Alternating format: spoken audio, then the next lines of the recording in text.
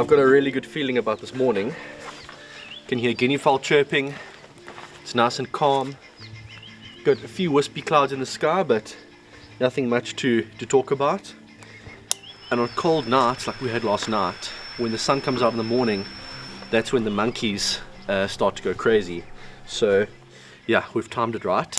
And I think what we're going to do is we're going to make a beeline for the property next door, which is a big sort of dairy farm with a whole lot of other cornfields and wheat fields and pecan fields and all that. So yeah, we'll leave this section of the farm for now, leave all the guinea fowl that are making a noise here, leave the dassies, leave the ground squirrels, and focus on the primates. And I think we're going to have a good morning. Let's go do it. This episode is going to be a fascinating one because we have 3 .22 caliber rifles that are all vastly different, and we will be analyzing their strengths and weaknesses as hunting tools as the day progresses. The bullet weights are actually quite similar, with the 22-50 shooting a 50 grain ballistic tip, the Rimfire shooting a 40 grain solid, and the Airgun shooting a 40 grain hollow point. Of course, the 22-50 is able to push that bullet way faster than the Rimfire or Airgun because of the case capacity and chamber pressure, while the Airgun and Rimfire are both shooting at similar subsonic speeds. It'll be very interesting to see how they all perform.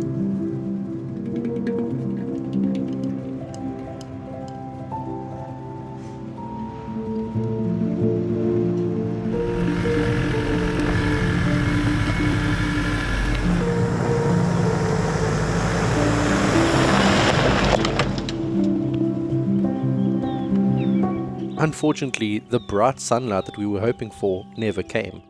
Instead, a sort of orange haze fell over the karoo, which made it a little bit harder to find the monkeys. We did eventually get an opportunity, but this troop of monkeys seemed to be wise to our tricks. Oh, he's down.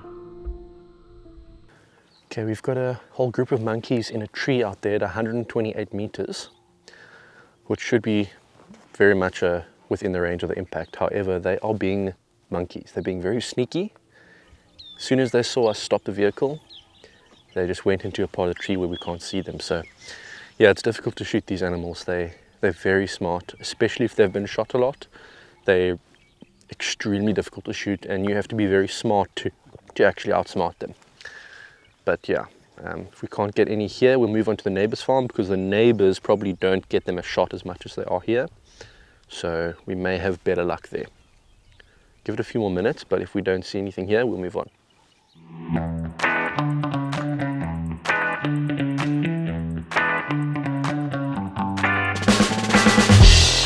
We arrive on the neighbor's property, and around the first corner, I am amazed to find the largest gathering of rock hyrax I have ever seen. Can you see them all? I counted 22.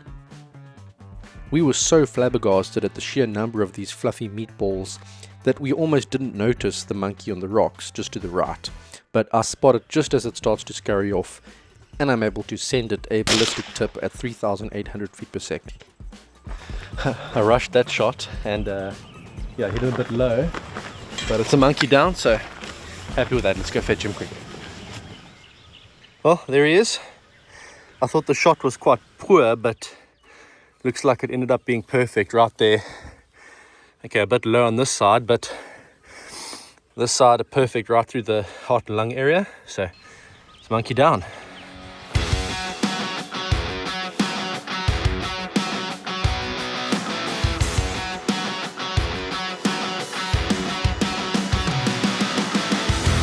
We passed one of the calf enclosures on the way through the dairy, one of the many areas on the farm where the monkeys make themselves an absolute nuisance by stealing food and breaking property.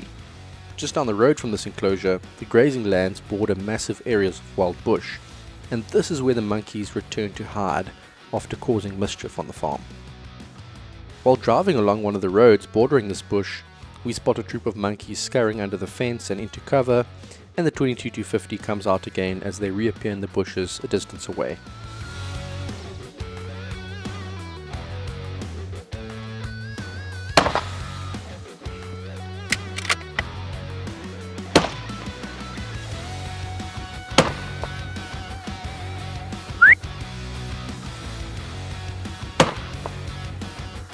pretty much impossible to range because they were through the fence and through the bushes. So I actually used the parallax to range, and that one was saying like 150 meters or so. I actually just held sort of on the head, knowing that if it was further, it would drop low. So yeah, I think I got 2 or 3 there. So pretty happy with that. The 22-50 is basically a cheat code for deleting monkeys. It's like having a death ray that just switches them off. But one of its weaknesses is that there is no way to suppress the crack of a supersonic bullet. Once shots are taken, you spook everything in the area and you have to move on to another spot. We decide to follow one of the rivers as it cuts through the farm, hoping to find monkeys in the bushes that line its banks, and sure enough, we get our first real chance with the impact as a monkey decides to present himself perfectly. Perfect. Well, behind me there's the bridge that we just shot that monkey from. It's a beautiful scene, you know, looking down into this little tributary of the fish river. The main fish river is actually just probably about 100 meters in front of me there. But yeah, perfect shot in the head. And we've seen quite a lot of movement here in these bushes from other monkeys, so we'll keep at it. I think we need to try and walk across this river and just follow the valley a little bit, and hopefully we come across a few more just down the valley.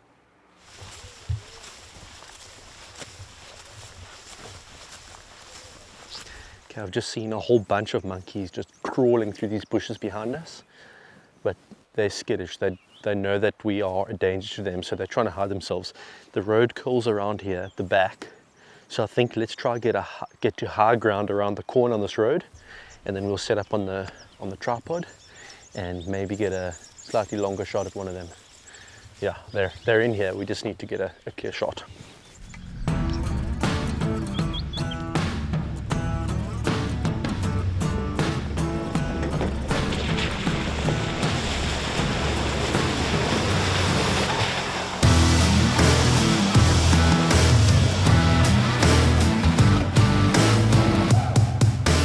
Quite rare to see monkeys out in the open where they're exposed, and even more rare to see a lone monkey by itself in the open.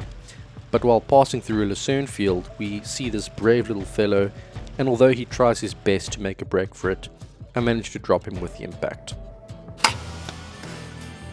Perfect. Oh my word. So this is the kind of shot that I would normally take with the 22-50. Out in an open field, monkey starts running, and you know, you don't have a lot of time to range, and that's where the 22-50 really shines. You can just put the crosses on its head and vaporize it. But we decided to stick with the airgun just because yeah, that's kind of the goal of this video. And take a look at this. You want to know why monkeys are a problem? See all these little pieces of corn that are spread out around here? The monkey standing by a whole bunch of corn. So they obviously, yeah, in these fields where they grow corn, they start grabbing little bits of corn, and then they'll come out and they'll eat them, and then once they're full, they'll run back into the bush and you won't see them, and you won't be able to hunt them. So yeah, we caught one in the act, but there you go. Perfect headshot as far as I can tell, right there in the side of the head, and it looks like the exit was behind the neck. The hollow point dumps energy within a small space, but it still continues on. It's still got a lot of energy. It's a 40 grain projectile, so we're getting it in the head through bone, through brain, through fur, and the hollow point's opening, but it's still getting good penetration. So I would say on animals this size, there's absolutely no negative to having a hollow point. Even from a external ballistics point of view, the hollow point doesn't affect accuracy. It doesn't really affect the ballistic coefficient, so there's no downside to having it. The only downside of the hollow point is if you have a die, when you're swaging the slug, if you have a die where the nose punch is not perfectly centered or not perfectly concentric, then the hollow point can create an imbalance in the slug.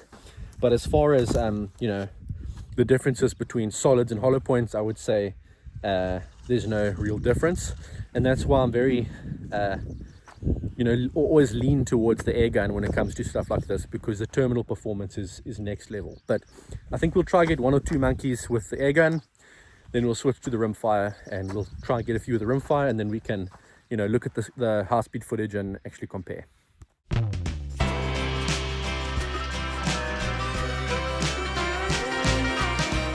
The thick bush that flanks the river is a refuge for many different species in an otherwise noisy and rather busy dairy farm. This includes, of course, the monkeys themselves, and I head out for a little walk along the riverbank with the impact, hoping to spot a few naughty grey faces. Just dropped a monkey right here in this bush in front of me. It's probably a 25-meter shot, so really close. Perfect headshot.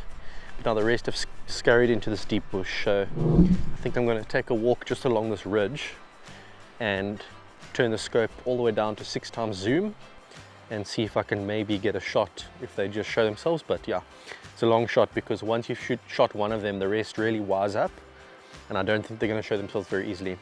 What a spot though, look at this, like river just snaking down here. You can hear the river, like the water running over the rocks. It's so beautiful. One massive benefit of the Airgun, 28-shot magazine.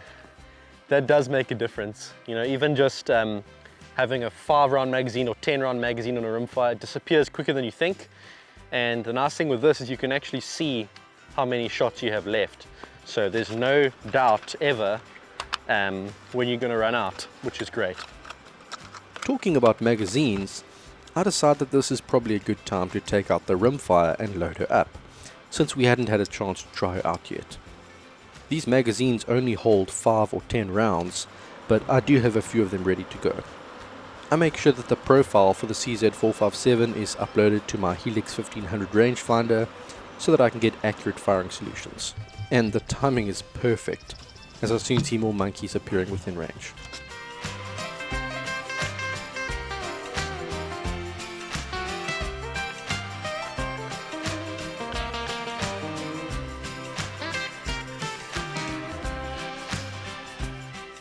See his body. Oh, there you go.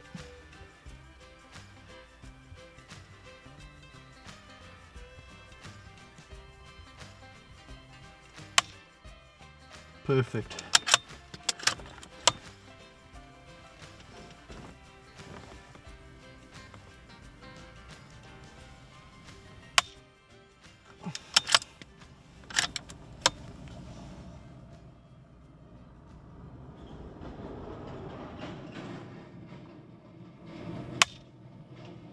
Dead.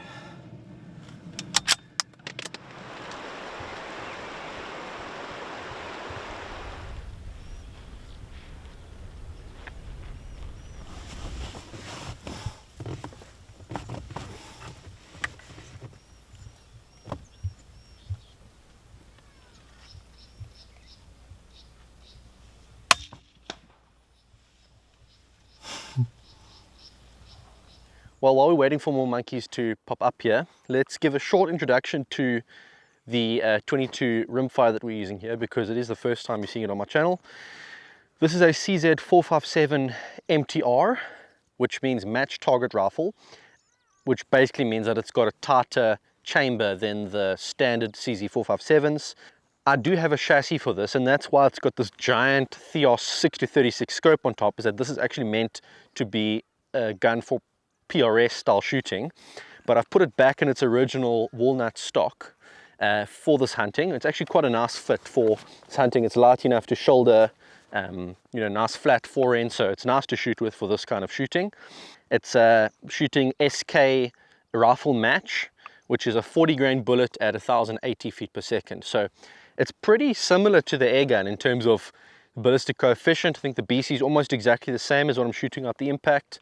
Velocity is fairly similar. This is shooting a bit faster, but funnily enough, that extra speed actually makes it perform worse in the wind.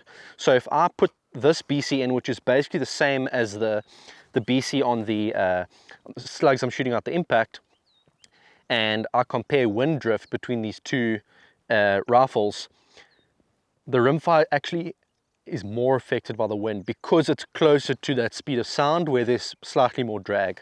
So that's one of the downsides to this. There's a few downsides. There's also a few positives. One of the positives, I think, is just the simplicity of the Rimfire. There's a lot less that can go wrong. The only mechanism that really needs to work is the firing pin. And if the firing pin and the ejector are working and you're able to, you know, load new rounds and they're actually going off, there's very little that can go wrong, whereas an air gun is a lot more complicated.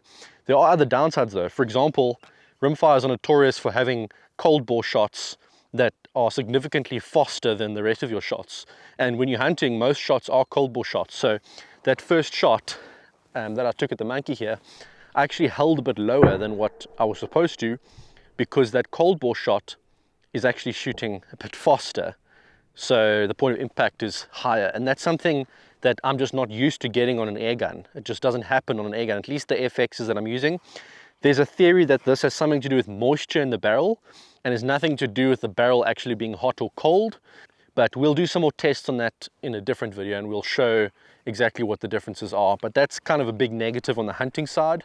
But yeah, there's a lot of pros and cons. We'll run through them maybe in a different video where we can properly compare them. But for now, just enjoy this footage of the rimfire and the air gun teaming up to take down monkeys, common enemy.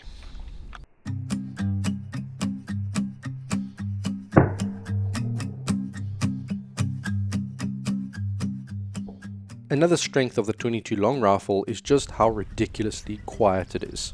Yes, the airgun is also quiet, but the rimfire is able to get away with a much smaller silencer because the higher peak pressure of around 10,000 psi means that it can use a much smaller volume of gas to propel the bullet, while the much lower pressure of around 1,500 psi in the airgun requires a larger volume of air to accelerate the slug. This is why airgun barrels have to be so long to generate velocity. Oh, we've been slaying today. I knew it was going to be a good day. Started a bit slow, but I mean, as the sun's now come out, it's really picked up a lot. This discrete muzzle report allows me to continue hammering this group of monkeys that really don't know what's going on. Had I been using the 22-250 here, they would be long gone. It just goes to show, bigger isn't always better. As for the comparison of hollow point versus solid, most of these shots have been perfect headshots, so probably not the best comparison. We'll compare this in a future video, and I do plan to get hold of some subsonic hollow points for the rimfire, but for now, the solids are doing the job with well-placed shots. 96 meters, 1.9 mils.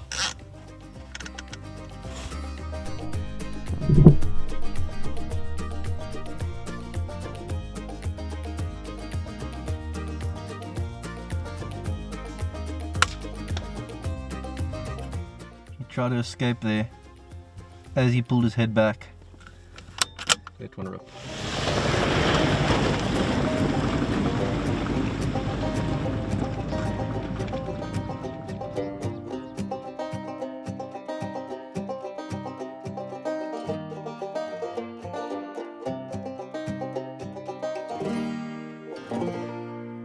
Well, we've just arrived back at camp, and after a very successful morning of hunting, which started pretty slow but really ramped up towards the end, I think we're going to relax for the next few hours, have some lunch, have something cold to drink, make sure that we're rested up, and then we'll hit it hard again this afternoon.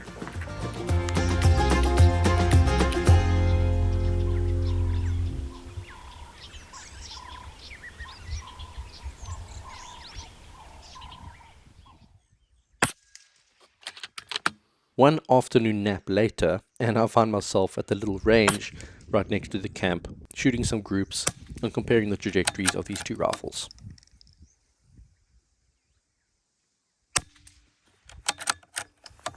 One of the main reasons that I'm wanting to do this whole air guns versus rimfires comparison is not to see where rimfires are, because let's be honest, rimfires haven't changed that much at all in the past 50 or so years. The gunsmithing's got better, there are more barrels available, there's slightly more ammo available, and you can now lot test to find the ammo that works best in your barrel, but the actual technology behind it has kind of plateaued. Whereas air guns are on a trajectory that's pretty steep and getting better all the time. So the litmus test for how good air rifles are, at least when you're looking at the sort of long range / precision rifle side of things where we're trying to shoot heavier slugs, is the rimfire. That's kind of the golden goal. We can't compare it to centerfires because we're talking about ridiculously high pressures. We're talking about jacketed bullets. We're talking about very, very high speed, well over supersonic. So it's not a fair comparison, but rimfires, that's where it gets interesting. And totally off topic for today's video, but I also used this afternoon break to play around with my CZ Shadow, which I've set up in this IMI Defense carbine conversion. I'd love to do some monkey hunting with this in the future, but I'd have to get a permit to make that happen.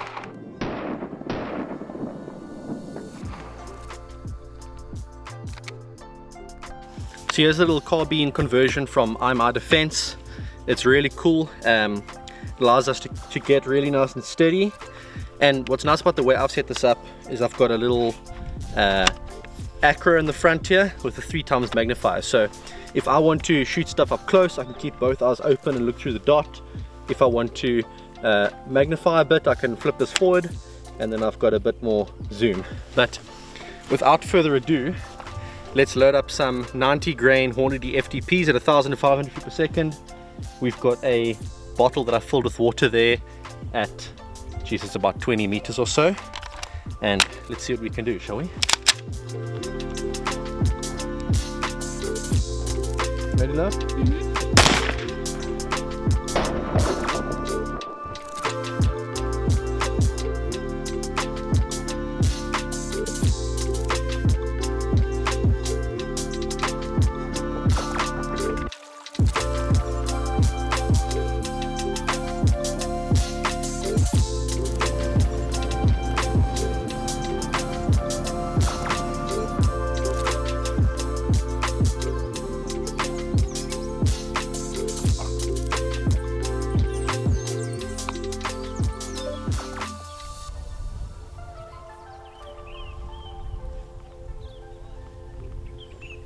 Okay, we've got a big troop of monkeys there, 222 meters, 0.4 mils, and the wind is basically coming straight towards us.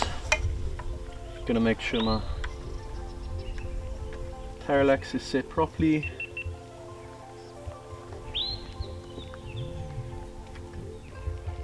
Zoom out a bit.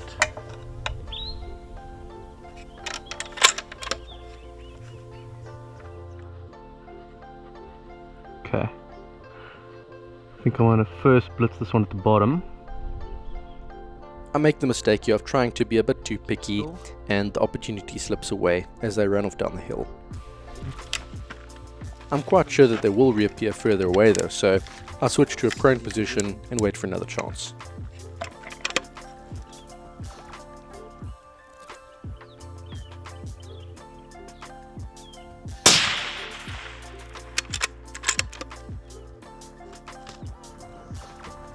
How did I miss that? How did I miss that? Well, I just got my wind direction wrong. It was actually pushing from my left, and the bullet drifts past this monkey's chest.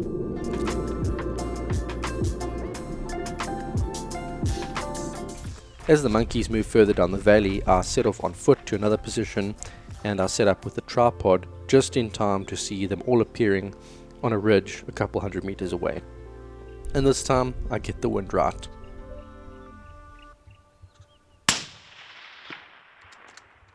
Oh my word. So we got another chance of those monkeys. I think it was about 300 meters with quite a strong wind coming left to right. So yeah, held for the wind, absolutely drilled that monkey, and I would have got more shots except magazine empty. And I'm such an idiot. I carry this thing around, or I'm supposed to carry it around on my hip just for this exact reason, and I didn't have it. So I've learned my lesson. I'll make sure to keep this with me and keep my magazine stocked up, and hopefully next time we get more opportunities. This is the sort of thing that we dream about, sitting on the edge of a hill with that golden hour light, overlooking such a beautiful property, and monkeys in the valley with nowhere to go. We'll probably take a quick drive just down the valley here to see if we can get anything more with the airgun. But yeah, what an evening, what an experience. Doesn't get better than this. He's coming down. Ready?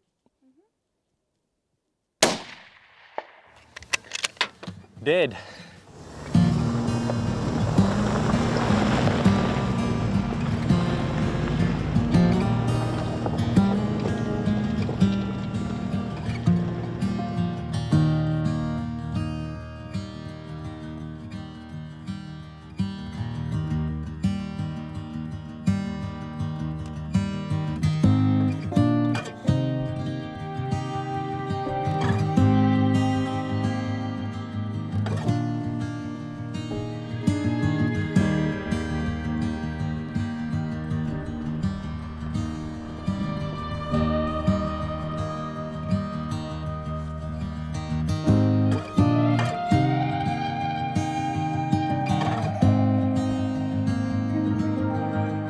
Some things never get old, and a bonfire beneath the stars of the Southern Hemisphere is one of those things. I hope that you enjoyed this episode, and I hope that you learned something new. If you did, please consider subscribing, and we'll see you on the next one. Thanks for watching.